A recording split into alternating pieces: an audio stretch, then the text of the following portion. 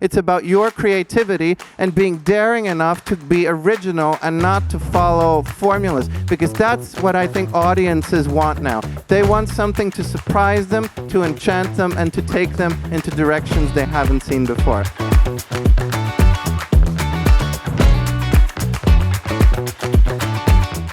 We went there thinking that this time we were not as sure that we're going to lose, but we were thinking it's going to be a 50-50 call, and I actually think if we were to access the data of the voting of the Oscars, we would see that probably we're very close with The Wild Robot, I think. But it was a huge surprise for us that the Academy Award did go to our film, but we're extremely humbled and glad and thankful to everybody who was involved in the process, because we could see that everyone from the publicity team to the distributors worldwide to the festival curators, there was something sparkling in their eyes when they talked about flow. And that, I think, made all the difference in the end. The Undercat story, coming from a small country, you know, it's basically a few guys and girls making an independent film on open source software, trying to take on the Goliath of American studio cinema. It's the help of distributors, publicists who really were passionate for the project. It wasn't just work for hire that they were doing. Everybody was really on their top game.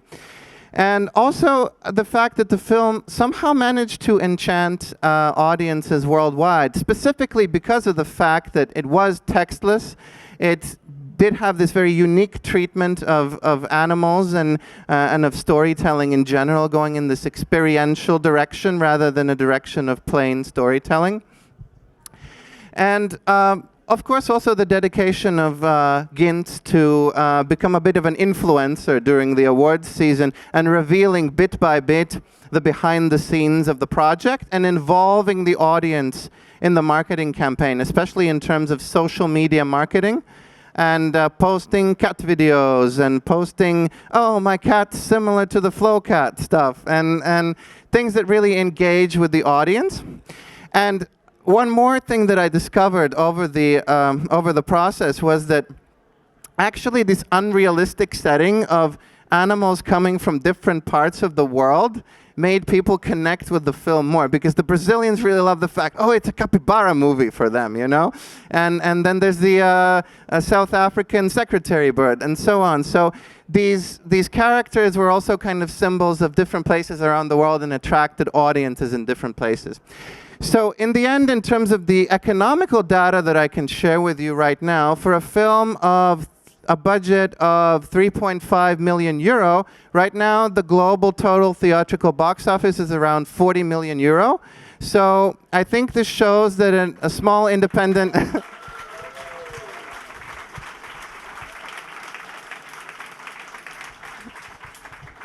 So it shows that a small independent animated film can become a huge success story and also inspire young creatives from smaller countries, from places where there isn't a big industry. Because Gintz is an autodidact. He learned all the tools by himself.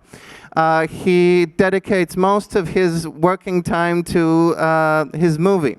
And it really shows that with the passion, the dedication, practically anybody can do it, because the software is free to use. You can learn everything online from tutorials. It's about your creativity and being daring enough to be original and not to follow formulas, because that's what I think audiences want now. They want something to surprise them, to enchant them, and to take them into directions they haven't seen before. So, to sum it up, Flow was a kind of one-of-a-kind experience for me as a producer as well, because I'd never done independent animation. I'd only done live action and documentary before, and Gintz even initially didn't trust me to produce the film because of this reason. There was a bit of convincing to do through the screenwriting process.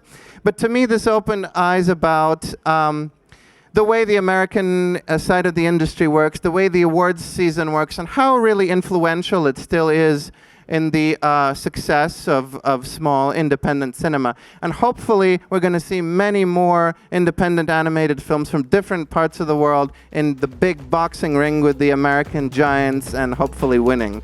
So yeah, thank you so much, and that's the story of Flow.